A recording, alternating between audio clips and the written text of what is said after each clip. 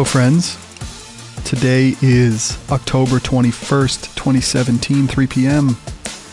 It is the 10th anniversary of the day I met my wife, Melanie Felsen, or as they'd say, Nay Felsen, born Felsen. We met at a Starbucks in Denville. I've told the story several times on this podcast. There are two Starbucks in Denville, and we each went to the alternate one, and Melanie figured out, with the help of her brother, when it seemed like I had stood her up at the one she went to in downtown Denville, that there was one out on Route 10, and she had the barista at the one call a barista at the other one and say, "Is there a blonde guy in there?" And she said, "Yes, there is." And all of a sudden the barista was coming up to me with the phone, and I said, "Hi," and she said, "Hi, I'm going to come to you because I think we went to the wrong ones." We each went to a different one, and thank goodness that happened, because if she thought she was just stood up and didn't look into it, who knows where we'd be today. Now, I have to assume she's very diligent, that she would have gone home and emailed me and say what happened, although maybe she wouldn't have, because the way she tells me, she wasn't really that excited about going out to meet up. She had just lost her father a month before, so we just passed the 10-year anniversary is not the word for it, but we passed the 10 years since he's passed, and so she was coming up off the mat of that and decided to take a chance on me, and it worked out. We're married, we have a child.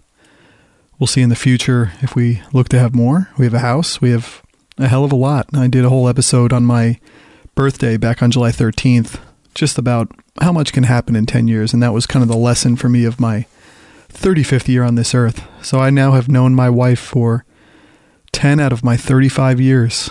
So what is that? That's between 25 and 33% of your life, because if it were 10 years out of 30, it would be 33%.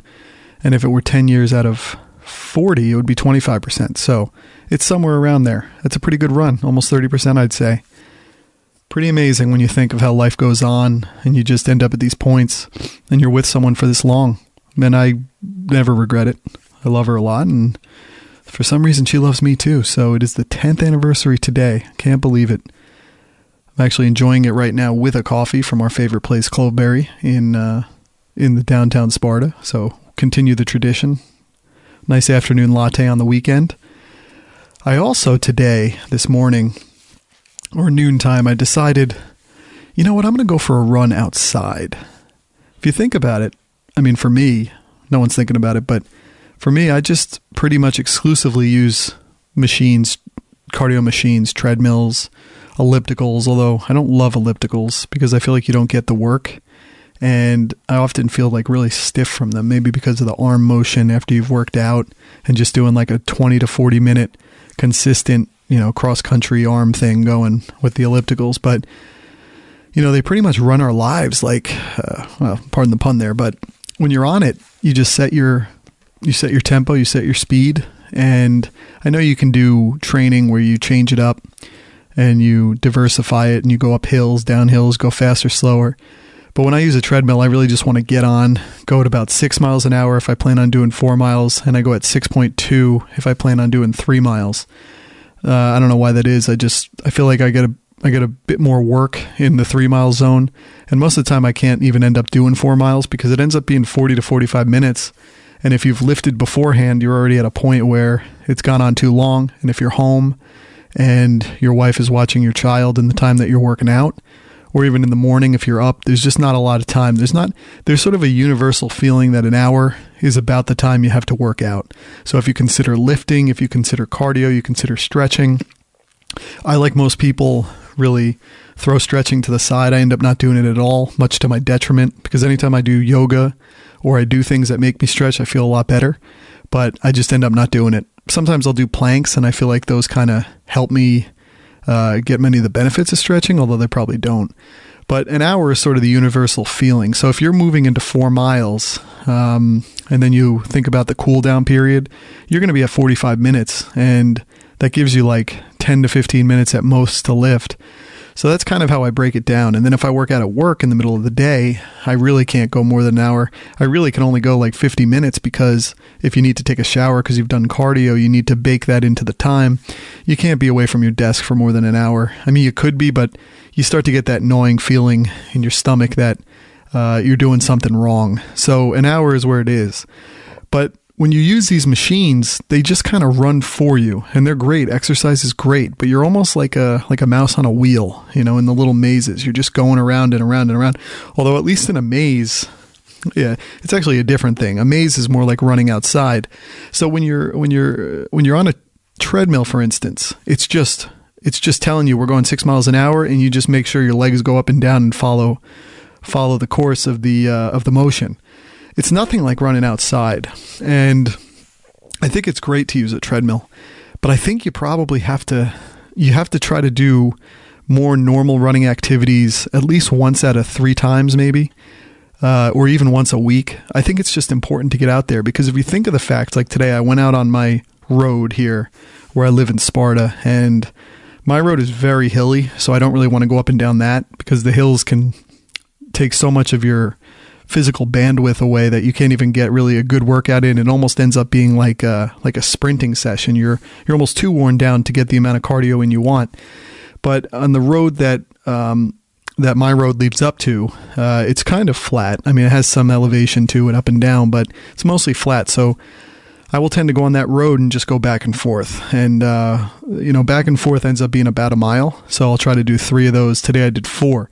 But when you run outside, and if you notice this when you use an Apple Watch like I have, or something that's tracking your running, even if you use a phone like Map My Run or one of these applications, when you use it and you're running outside, you will tend to break through many of the limits that you end up having unintentionally on a treadmill. So when I'm on a treadmill and I tell it to go 6 miles an hour or 6.2 miles an hour, that's where you are. That's where you're staying. And whether your body wants to push through that or slow down naturally occurring in a way that you would, it doesn't. So if you're getting tired, you're going to wear down on your form, and you might get little aches and pains in certain places. And if you have a lot more energy, you're going to be held back. So it's not the most optimal thing to do for working out. It's fantastic because you can do it in any weather. You can be inside and you get a really good workout in. You could do it in the morning because maybe you don't want to go out when it's really dark out and go running, especially when we got a lot of bears and such. But I think you really got to mix in outdoor work. And so today I said, I got to do it. And I'm going to commit to doing this because I've talked about it in the past, but I just got aches and pains in my back, especially the left side of my back. And I feel like the longer I go just working out on machines, that I end up kind of propagating and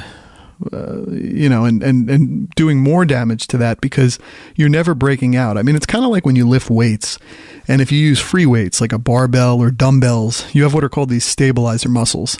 And the stabilizer muscles are kind of unseen muscles that help support the major muscles when you're lifting free weights. So in order to keep those weights in the plane, the kind of invisible plane, those stabilizer muscles kick in, and those end up being the kind of muscles that really help you power through when you're trying to push up your maxes, in your weightlifting numbers.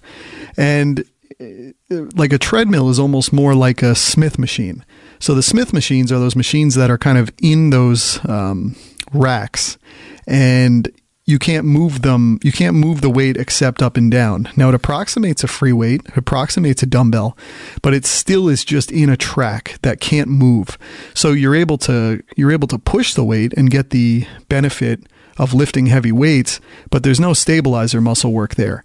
And it's really good to use at times. Like Planet Fitness, where I'm at now, does not allow free weight barbells because as a 24-hour gym, whatever their policies are in this gym, this 24-hour gym, because of the fact that there's not going to be people on duty there at all times, and there might be a night at 2 a.m. you want to go work out, and there's no one around. If you were to do a free weight, and you get to that inevitable point we all do where you're going great, 8, 9 reps, 10 reps, and then you go down to do your 11th or 12th rep and it's stuck. exhausted all of your effort and you have nothing left to get it up.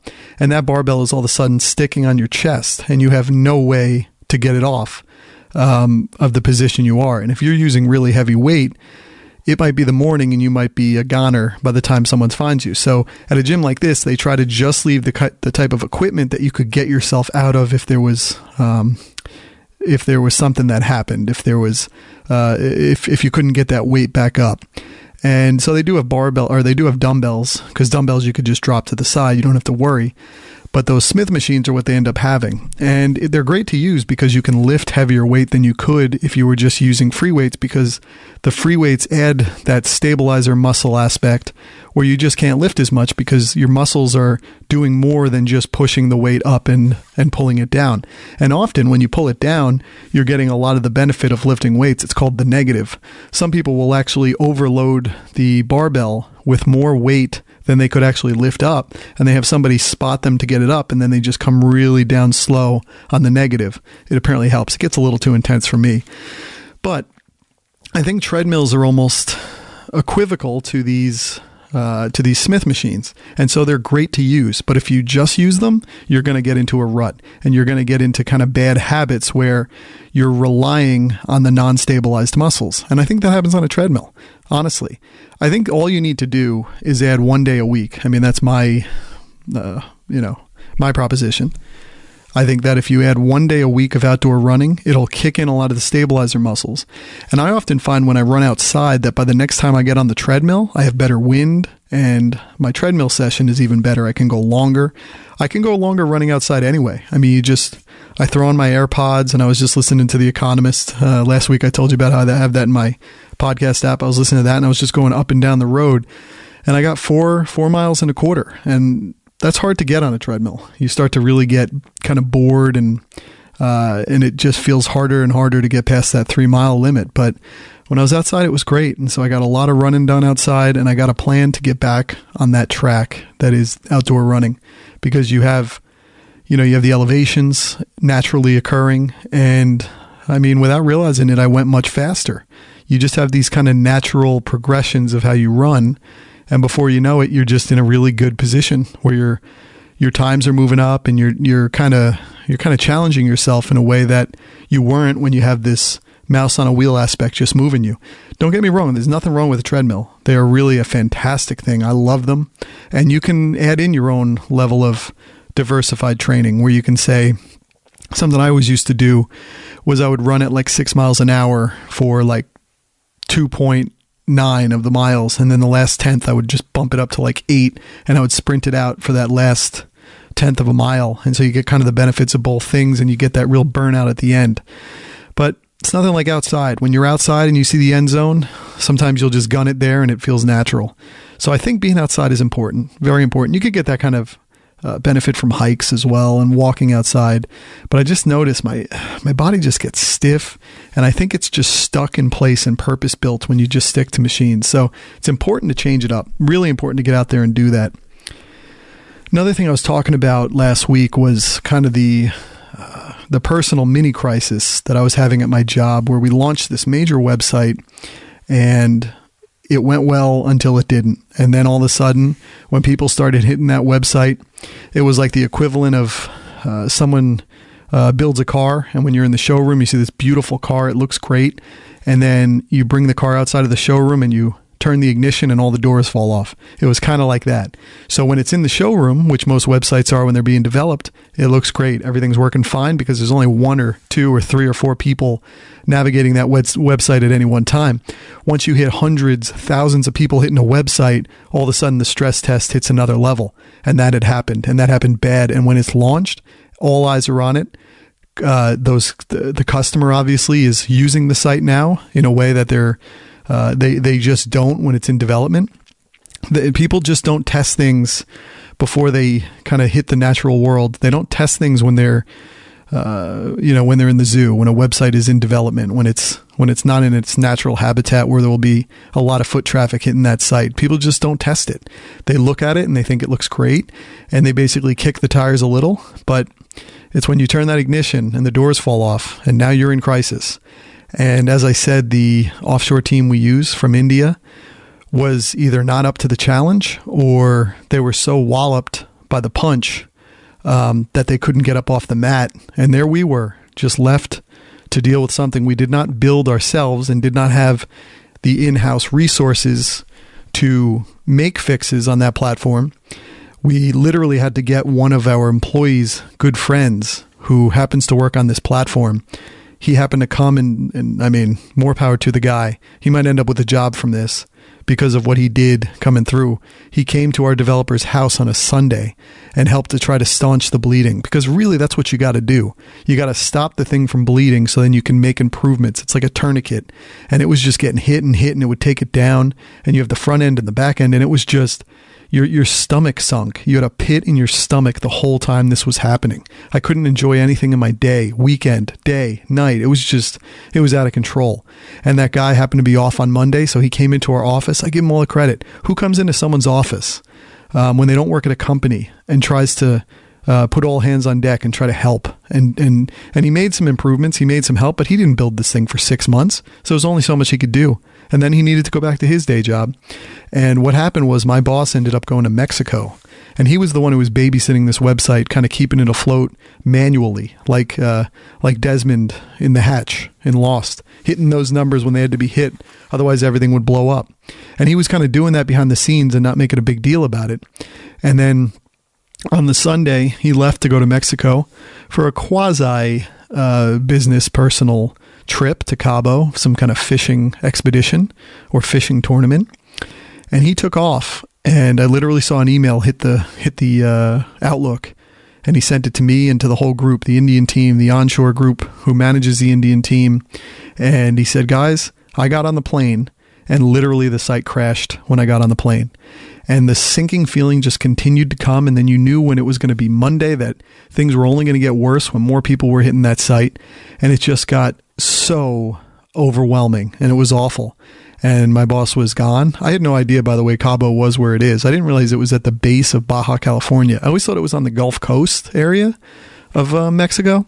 I didn't realize it was all the way over there. So it's like a 2-hour time difference. So he was sort of out of commission, and we were left trying to pick this thing up and hold this major client afloat, not let them go underwater. And it was hard, and it was overwhelming. And I've never had to work so hard, or I've never been so anxious about something and not feeling like I had the resources to kind of husband it to where it needed to be. It was really tough. And ultimately we just kept at it, and we found a way with what we have internally in our company to get it to a point where it was stable. But one of the funny things, and it's funny only looking back, it was tragic when it was happening. Tragic in a term that you'll understand, not tragic where people's lives are lost and all that, but tragic in a comedic way. So this week, the offshore team they were very quiet. They were not really stepping up to the challenge in the way that we felt. We felt this was an existential crisis, where if this thing kept going down, we were going to lose this client who means a lot to our bottom line. And we have 3 more websites that are supposed to be cloned off of this first one. So really, if you get the first one right, the rest of it is going to be real easy, because you've got the template, and all you got to do is clone it and let the certain customizations of each project kick into gear as they need to. And so we had to get this to where it is, and we worked, but the offshore team was getting quieter and quieter. And I think, again, there was some cultural thing going on here where they were not being used to being yelled at, or they were not used to having tension and come through the tension. We sort of have that built into our DNA. When crisis happens, you work harder. When crisis happens, you look deeper. You look into yourself, you look into resources, you find every single way you can to keep that thing going. And I don't know why it was, but they didn't. And then we get an email, and this was almost funny because it's just getting out of control. So they're really not helping a lot as it is. And then apparently this week was Diwali. Diwali is sort of like a holiday for the Hindu religion. It's a holiday of light, and it's celebrated in many Hindu countries around the world, but India tends to be ground zero kind of for it. It's the place where it's really celebrated, national type of holiday. And I've heard of this holiday through the years, working with different Indian teams. It ends up coming up at the most inopportune times, it feels like. And their holiday is so important to them that they don't care about what's going on professionally. They just give in. So in the midst of this crisis, and it was before it was halfway figured out, and I'm not going to count these eggs as they hatched. I'm not going to say everything's stabilized, but things feel better. We're not getting terrible emails from the client about these awful things that are happening in the site, that they can't do their job and all this. And I take that to heart. There was a part of me going, just fire us, get rid of us, because this is terrible. Now, I hope they don't hear that, but we did get it stabilized to where it's not terrible. We figured some things out. But in the heat of this whole thing, this is the email we get from the offshore team, who has not responded to us on critical elements for the site. They say, "Hello, everyone. Good evening. We are going to celebrate the nationwide festival is called Diwali on Wednesday. We will be celebrating that days and nights with bursting firecrackers. It could be a lot of sounds from everywhere. It will begin by tomorrow and end by Wednesday night and may extend to the next day. So call may not go smoothly by tomorrow. It could be a lot of disturbances. We are all available and have all the communication through mail instead of having stand-up call. Offshore will be off on Wednesday."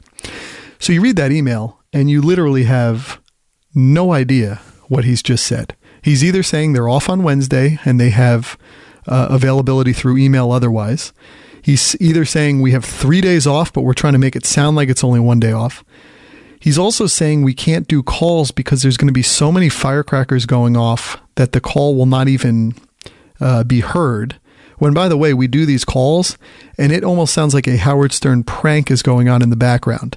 It can sound like dogs are being murdered. It can sound like they're taking calls from the back of motorbikes. You can hear the full city basically in the phone that they're calling in from. So sound is never an issue, but I just love seeing that email. It was very fitting in the midst of this crisis that they're talking about bursting firecrackers and there'll be too many sounds. We can't jump on the call. I'm all for holidays, but maybe this is a cultural difference and maybe it's just this one company. Maybe all are not like this, but this is where in America we have, and not to pass judgment culturally, but in America, and maybe it's not healthy, we will work through any national holiday. We will work through our children's births. We will work up until marriages. We will work if there is a crisis or a problem. Now, we will try to schedule around many of these major events, and most domestic stateside companies you work with are also off on many of those days, so they're not bothering you. But if there is a crisis, if things are not okay, we overwhelm, we run through the wall to make sure things are okay. Our customer service, our pride in our products end up being almost sacrosanct. And while we might make somewhat inferior products at time and maybe kind of gild the lily and say it's better than it is, if we have made something that we find to be substandard to the point where somebody's business is being affected by it, we will do everything in our power. We will be my boss babysitting the website. We will be me staying up in the middle of the night making sure the Indian team does something that needs to be done by 6 a.m. We will do these things because it's built into our it's built into our personalities. And I find this to be the case with many companies. Companies that are built in a startup manner, that are built on their reputation, that are not selling a widget or a single product that doesn't have customization or anything like that. If you build things that are based on your own resources, that are based on your own brain power, then we will be there to see it through. That's just what we do. And so it's been a little bit of a culture shock. One, to see this team get walloped by this launch and seemingly not get off the mat. And then two, to almost see things continue to go bad and then say we're going to be off. It's been a real eye-opener. It's been something I wasn't expecting I would see. It was very tough to kind of deal with, and you just felt like there was going to be nothing good coming from it.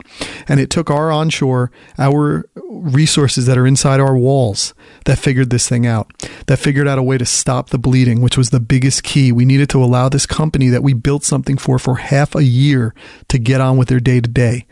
And you almost took that personally. It was very tough. I mean, you almost get morbidly comedic with all this stuff. There was a point where I was almost remarking that I almost wonder sometimes if the Indian team almost sees working with an American company on an American product for an American client, ultimately the end client being American, I almost wondered if this was like their virtual reality and they're plugging in, they're putting the headset on, and we are going to be American business today. We are going to work as an American company. And then the minute they take that headset off, out of sight, out of mind, they're gone.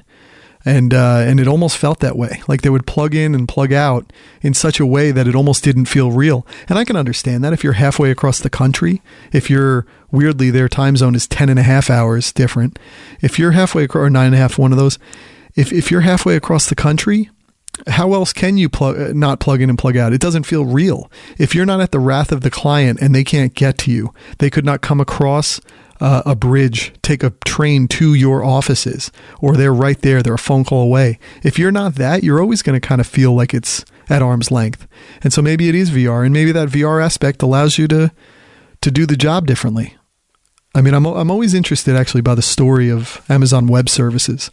So Amazon Web Services has become the biggest, almost one of the biggest parts of Amazon's company, where they kind of they have all of the server capacity that they maintain for peak times for peak times of the year when people are going to be hitting Amazon websites. But in much of the off-peak times of the year, which is a lot of it, when you think of the capacity and web server capacity that they hold, that capacity is laying dormant. So they came up with an idea where they could kind of open up their servers so that little or smaller startups that don't have the money to buy into these huge web systems can tap into it, can kind of rent some space on that server and be given all of these different services on top of it, e-commerce and website building, and if their business grows, they could pay for more of the capacity. They opened up this whole business line. I mean, you think Netflix might still have parts of their business that live on Amazon Web Services, which is amazing when you think of the fact that they are competitors in the television and movie space at this point. Although you can think of Google and Apple being the same, where Google makes 75% of all of their profits in mobile, I think, on iPhones, even though they own Android. But since it's open source, the companies who use Android can diminish Google's presence on its own system. But Amazon Web Services did this, and one of the things they did, the person who ran Amazon Web Services insisted to Jeff Bezos, "We can't be near you. Let us go to South Africa and we will run this company from here." And it went from like a dozen employees and it became one of the biggest aspects of Amazon's business. So sometimes I'm not denying that you do sometimes need to be away from the source of it all. It's important to do that. But in this case, man, it was overwhelming. And we finally got the thing stemmed on Thursday. We found some little issue. We turned some plugin off. Again, one of the issues with WordPress is just how Wild West the whole thing seems and how there's no centralized authority to it. There's no one there to take your call to say this is what you're doing wrong or this is what you should do. You're just going down the rabbit hole of forums and blog posts that you click and then it says, oh, sign up here and you could win this. And you go, wait a second, is this a spam? And then you got to get rid of the spam to get to the blog post. And then you're reading the blog post and who knows if it's even real. It's like, oh, 2013, this was written. So it's awful. I mean, it was overwhelming, this process. But we got there to a degree. I think we're stable. As of Thursday, we have not gotten the upset, anxious, angry, although the client has been very good about it because we've been working around the clock to try to stabilize this thing, at least the people in our offices. But man, when this kind of thing happens, you just feel like you can never get out of it. You feel like there's no way out. And sometimes it's that little epiphany. It's that little breakthrough moment that someone sees something that might fix this and you turn it off and the thing is stabilized. And since then, it's in good shape. So we shall see what happens with that. So on Friday, I took what is called a PMP exam. PMP stands for Project Management Professional. That is basically my line of work. My default position where I work, which is at a startup out of Newark, is to manage projects, to manage web projects, which entails keeping a project going along, putting the proposal together that gets the project, engaging with the stakeholders in the project, aka the client, managing development teams, managing designers. It sounds bigger than it is because, I mean, pretty much when I say development team, it's one guy in our office. Again, this project, though, that I was talking about has the offshore component. So it's kind of managing all of the different resources in a project on a timeline, delivering along the way, and ultimately launching. It's prodding, it's motivating, it's understanding enough of all of the different disciplines to sound authoritative, both to clients and to developers, because technical people can sniff somebody who doesn't know what's going on really quickly, and it will turn them off. So you almost have to dabble in all of these different arts in order to keep a project humming. And so I've done this in my entire career, basically. And the other piece is I do a lot of things where I manage myself, content, social media management, Google search, Facebook advertising.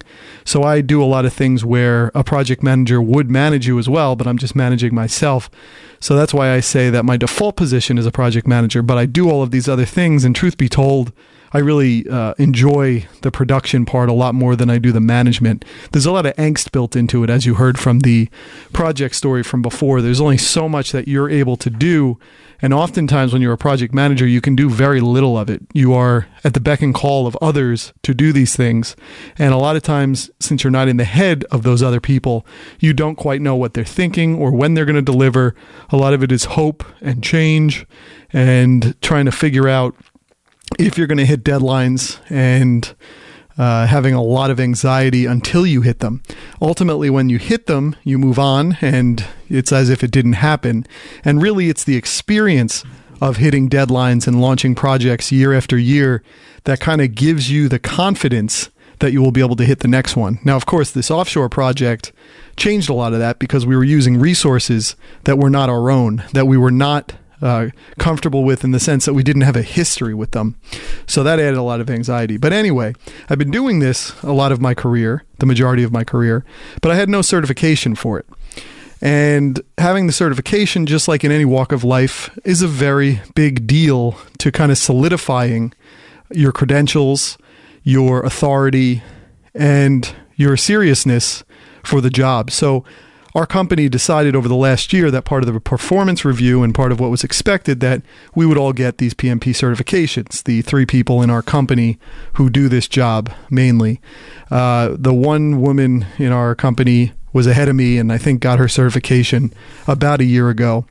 And then it came my time, and it's another woman's time in our company. We were sort of on the same track. She actually did not pass her exam, which I am not downing in any way, because I'll tell you what, Friday I took the exam.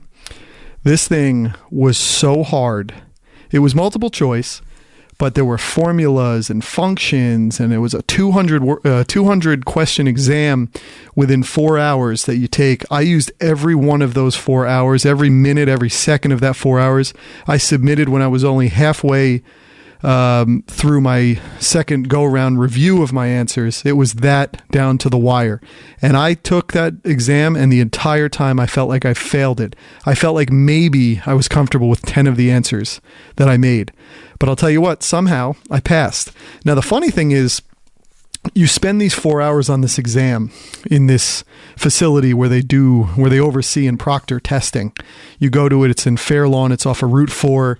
It was a very, not quite sketchy, but on the kind of fringes of sketchy. And you go there and you go in, and in many ways it almost felt like prison.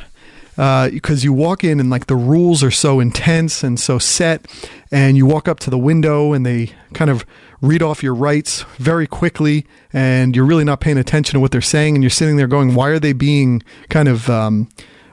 so short with me? Like, we're paying all this money to take this test, and it's just a project management test. And I know there's probably a lot of other types of tests going on too, but it was very like Miranda rights. It was very much like, there will be no jewelry except wedding rings. There will be no, and it was a female speaking to me, and she was on the phone at the same time. And she goes, take your key, your locker number 7. You're going to put away everything except your form of ID and the key for your locker. The only thing you could keep on you, and you got to put everything away into that locker, including your smartwatch or whatever you have. I mean, it was really intense. And so I had studied right up until the moment I went in there, and then I had about 20 minutes of interim time before I was brought back.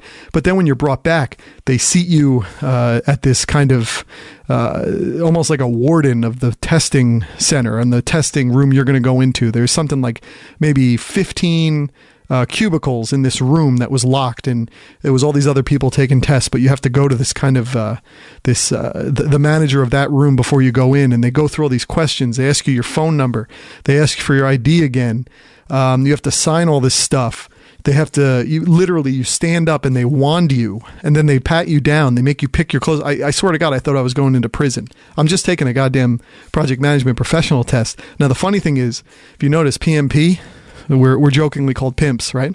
But yeah, they're doing all this serious stuff. And then it was like you're brought into this air-controlled room, and then she tells you to stand right next to the door.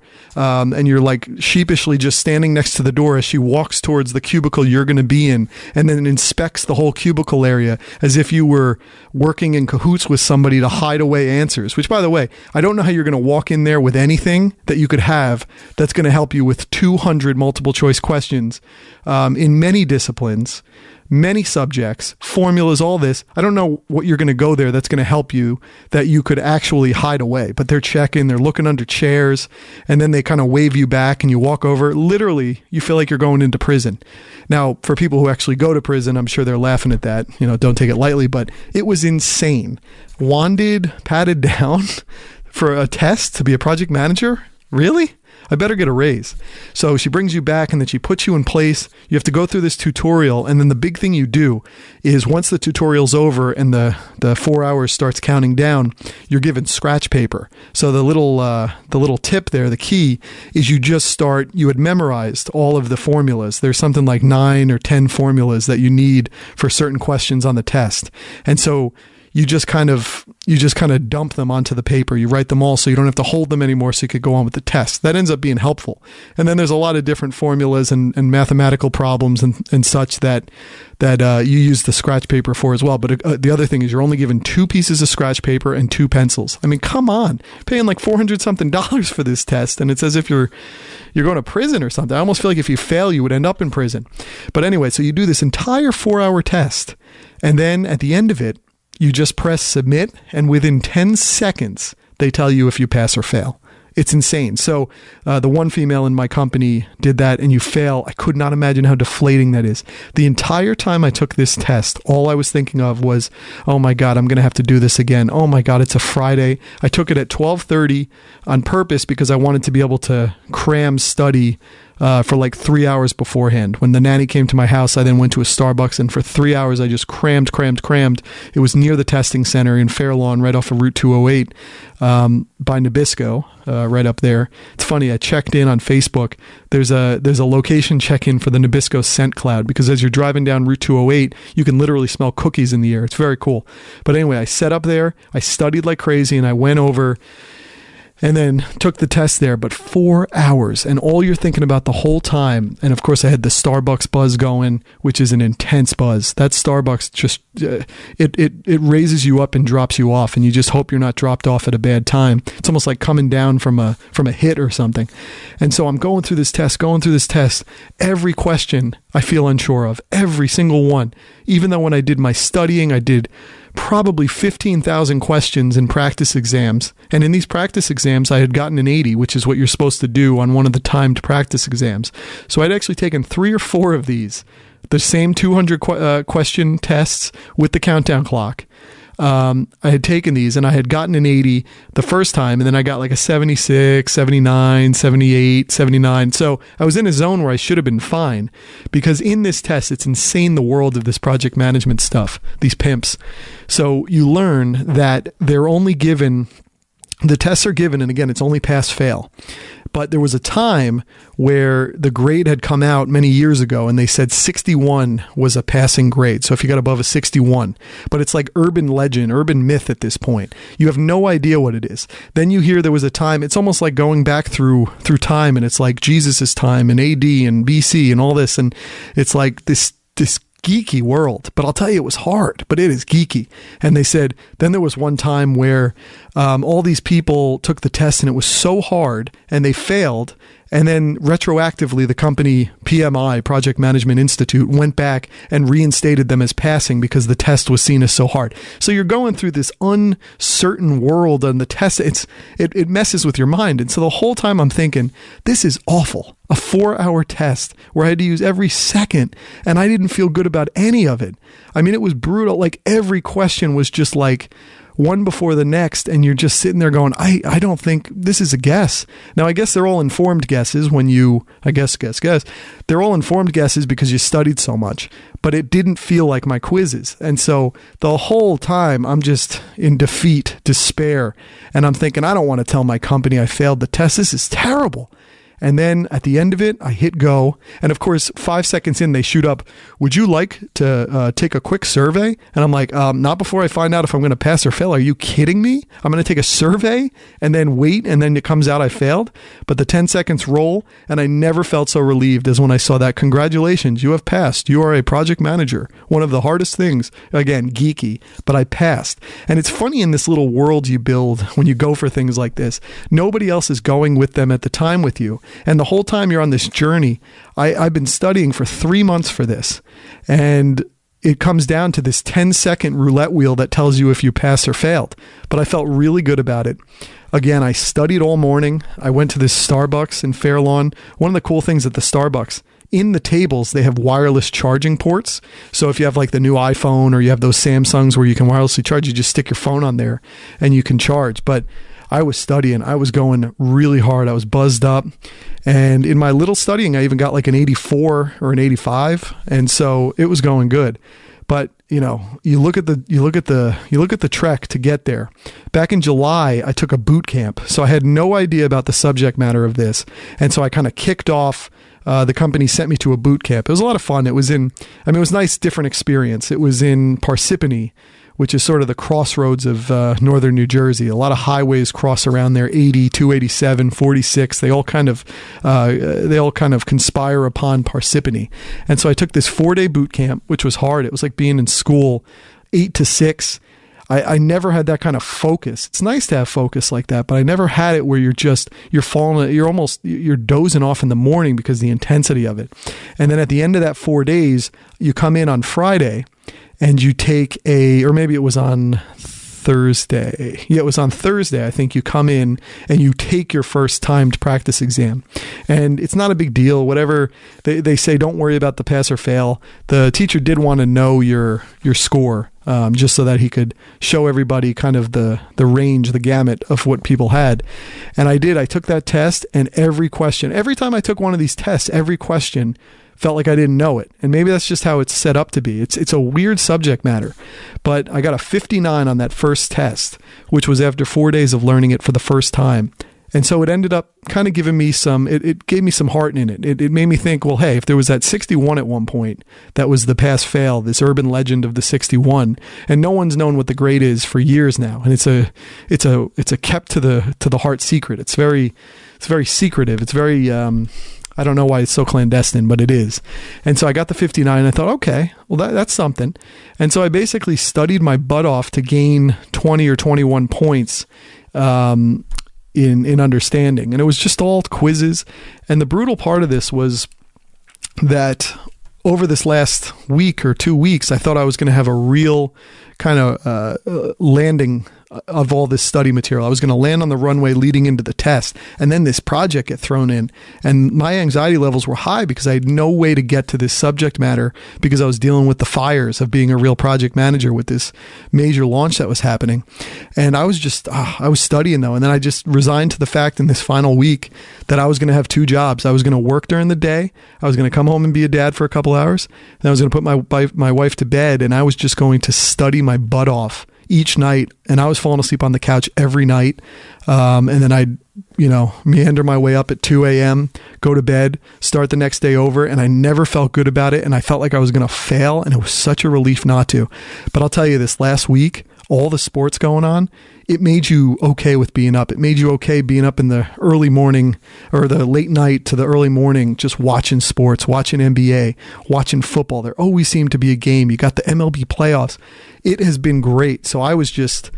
I can't believe it's like a fire hose. It's a fire hose not being held, just shooting sports off all over the place. I mean, it's fantastic. But it's funny, you always come to the fact of, is it good to be so busy that busyness runs your life, or is it good for you to run busyness? And I don't know the answer, because when I'm so overwhelmed with all this work, there's a part of it that it triggers something in you that makes you almost better. It makes you more on the ball. It makes you more, makes your more mental acuity. You're just more on everything. You're focused.